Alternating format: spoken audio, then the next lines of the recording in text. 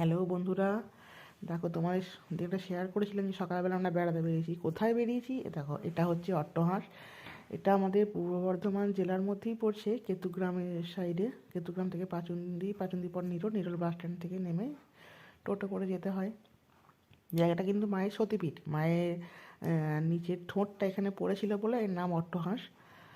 তা এটা মাটার একান্ন পীঠের একটা পীঠ। বহু দূর দূর থেকে মানুষ কিন্তু এখানে আসে। আমরা আজকে মনে করলাম ছুটির দিনে, শীতকাল, চলো একটু বেরিয়ে আসা যাক। দেখো আমার যাকে নিয়ে, আমার বোনপোকে নিয়ে আমরা গেছিলাম। কোথায় কী হয় তোমাদের সঙ্গে বিস্তারে নিশ্চয়ই আমি শেয়ার করব।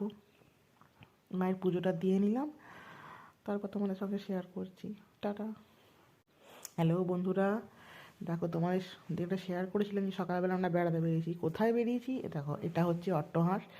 এটা আমাদের পূর্ব বর্ধমান জেলার মধ্যেই পড়ছে, কেতুগ্রামের সাইডে। কেতুগ্রাম থেকে পাচুন্দি পর নিরল বাস স্ট্যান্ড থেকে নেমে টোটো করে যেতে হয়। জায়গাটা কিন্তু মায়ের সতীপীঠ। মায়ের নিচের ঠোঁটটা এখানে পড়েছিল বলে এর নাম অট্টহাঁস। তা এটা মাটার একান্ন পীঠের একটা পীঠ। বহু দূর দূর থেকে মানুষ কিন্তু এখানে আসে।